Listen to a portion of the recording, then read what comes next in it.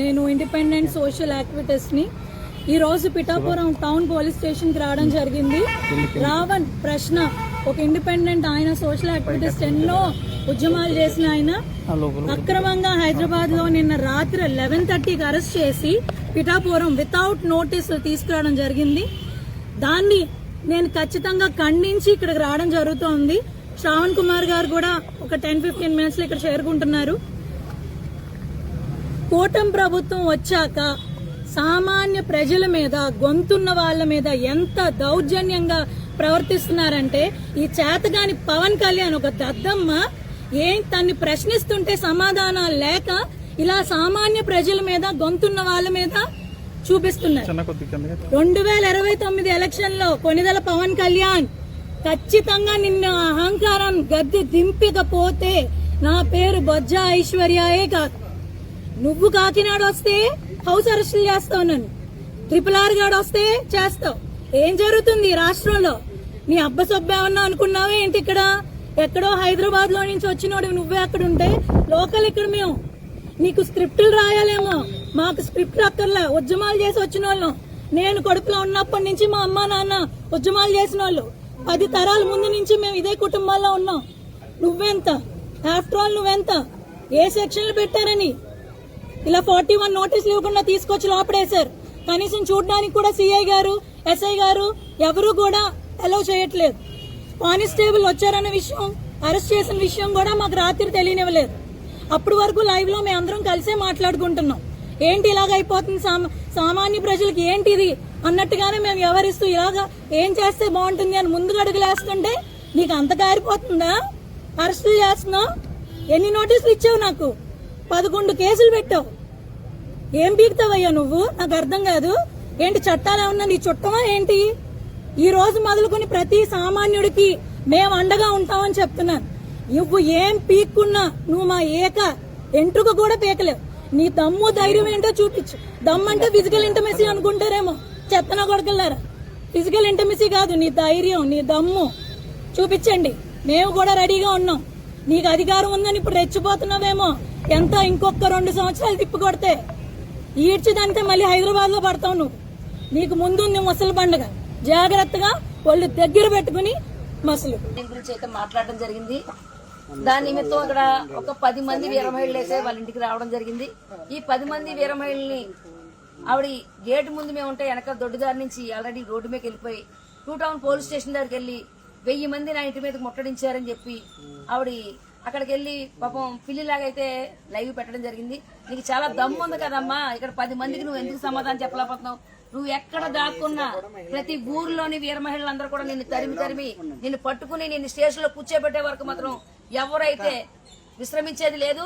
ఎందుకంటే నువ్వు ప్రతి ఒక్కరు కూడా నేను చెప్పేది ఏంటంటే ప్రతి వీర మహిళ కూడా స్పందించాలి.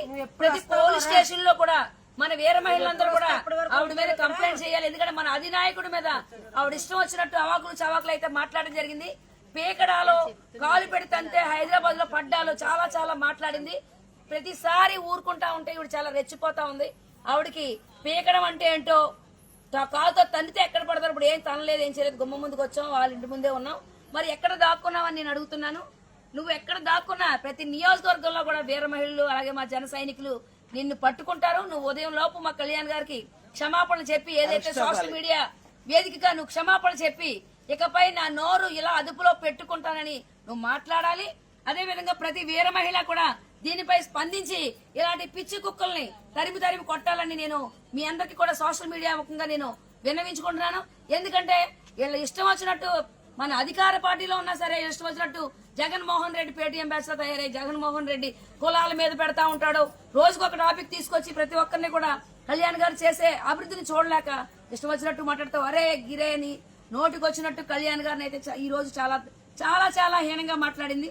దానికి మేమందరం కూడా ఇప్పుడు టైం 11:30 అవుతా ఉంది. వాళ్ళ ఇంటి ముందే ఉన్నావు. నీకు దమ్ము ఉంది కదా, నిన్ను రా అని అడుగుతున్నాం. నీ దమ్ము ఏంటో చూసుకుందాం. నువ్వు వచ్చి నాకు తప్పైపోయింది, నా సోషల్ మీడియా వ్యూస్ కోసం నేను ఇష్టం వచ్చినట్టు ప్రేల్తా ఉన్నాను, ఇకపై ఇలా జరగదు అని నువ్వు క్షమాపణలు చెప్పి పొద్దున ఏదైతే పిఠాపురం వేదికగా నువ్వు వచ్చి అక్కడ ప్రెస్ మీట్ పెట్టావో ఆ స్టేషన్ కి వచ్చి లొంగిపోవాలని నీకు వీర మహిళలందరి తరపున విన్నవించుకుంటున్నాను. అలాగే ప్రతి వీర మహిళ కూడా ప్రతి స్టేషన్ లో కూడా తన మీద కంప్లైంట్ పెట్టాలి. ప్రతి ఒక్కరు కూడా అది ఇక్కడ నుంచి లేదు, వెళ్ళిపోయింది. ఏ ఊరు వెళ్ళినా సరే మీరు అందరూ కూడా అన్ని అదుపు చేయాలని వీర మహిళలందరూ కూడా నేను ఎక్కడికి పారిపోతావో పారిపోమ్మా, నువ్వు ఎక్కడ పారిపోయినా సరే నువ్వు వచ్చే వరకు మేము ఎక్కడే ఉంటాము. నిన్ను అరెస్ట్ చేసే వరకు కూడా మేము ఎవ్వరము విశ్రమించము. ఎందుకంటే నువ్వు వాగుడు అటువంటిది. నువ్వు ప్రతి ఒక్కరిని కూడా ఏం మాట్లాడుతున్నావో నీకు అసలు సిగ్గు శరము అనేది ఉందా? అసలు నువ్వు మనిషివేనా అసలేని? ఎవరినేం మాట్లాడుతున్నావు తెలుసుకుని మాట్లాడు. ఇక్కడి నుంచి అయినా నువ్వు మనిషిలో బ్రతుకు, అంతే తప్ప నీ ఇష్టం వచ్చినట్టు ప్రతిసారి అనేస్తుంటే నువ్వు ఊరుకుంటున్నారు అనుకుంటామేమో. సరే ఏదో కుక్కలా వాగిందిలే అని వదిలేసావు ఎన్నాళ్ళను. ఇప్పుడు ఇంకా పిచ్చి కుక్కలా తయారై రోడ్లు ఎక్కేసావు నువ్వు. అందు గురించి నువ్వు ఇంటికి రా. ఇంటికి వచ్చిన తర్వాత నిన్ను క్షమాపణ చెప్పించి నిన్ను అరెస్ట్ చేయించి మేము వెళ్తాం ఇంటికి. ప్రతి వీర మహిళ కూడా బయటికి రండి. అంత భయం ఉన్నదాని ఎందుకు మాట్లాడటం? నీ నోరును అదుపులో ఉంచుకోవాలి కదా. ఊరొదులు పారిపోయే దానివి ఎందుకు అంతలా మాట్లాడడం? ఇష్టానుసారంగా మాట్లాడేసి నీ ఇష్టానుసారంగా అంటే మాకు భయపడి ఊరొదులు పారిపోయావు కదా. నీకు కనుక నిజంగా దమ్ము ఉంటే మేము ఇక్కడే కూర్చున్నాం రా. నిన్ను అరెస్ట్ చేసే వరకు కూడా మేము ఎవ్వరం కూడా ఇక్కడి నుంచి కదలం. క్షమాపణ చెప్పాలి నువ్వు. సోషల్ మీడియాలో ఏదైతే మాట్లాడావో ఆ మాటలన్నిటికీ కూడా క్షమాపణ చెప్పాలి. అంతేకాని తోక ముడుచుకుంటూ కోతులాగా ఇక్కడి నుంచి పారిపోవడం కాదు. ఇష్టానుసారంగా మాట్లాడడం, మాట అనేటప్పుడు ఆచి చూచి మాట్లాడడం నేర్చుకో. ఒక్కసారి 2 సార్లు ఎన్నిసార్లు మాట్లాడతావు? నువ్వు మాట్లాడి సమాధానం చెప్పి అప్పుడు ఇక్కడి నుంచి వెళ్ళిపోవాలనుకుంటే వెళ్ళిపో. ఈ దళిత మహిళ కదా, దళిత మహిళ అని కార్డు ఒకటి వేసేసుకుని ఇష్టం వచ్చి మాట్లాడడం కాదు. పొలాన్ని పట్టుకుని ఇష్టం వచ్చినట్టు మాట్లాడతాను, నేను ఇష్టం వచ్చినట్టు చెడ్డైపోతానంటే ఇక్కడ చూస్తే అయితే ఎవరు ఊరుకోరు. ఎందుకంటే మాకు చాలా మంది దళిత మహిళలు ఉన్నారు, దళిత నాయకులు ఉన్నారు. నీకు మీ సోదరులతోటే మేము నీకైతే బుద్ధి చెప్పిస్తామని చెప్పి నేను తెలియజేస్తున్నాను. మీరు దళిత మహిళ అయితే ఇక్కడ ఉన్నారు. వీడియోలో పెట్టినప్పుడు ప్రతి వీడియో కూడా సోషల్ మీడియాలో నేను చాలా కామెంట్లు పెట్టాను, చాలా దారుణంగా పెట్టాను. అలాగైనా రెచ్చిపోయి నాకు కామెంట్లు పంపించేది. కానీ అలాగైనా నేను అసలు తగ్గేదని కాదు.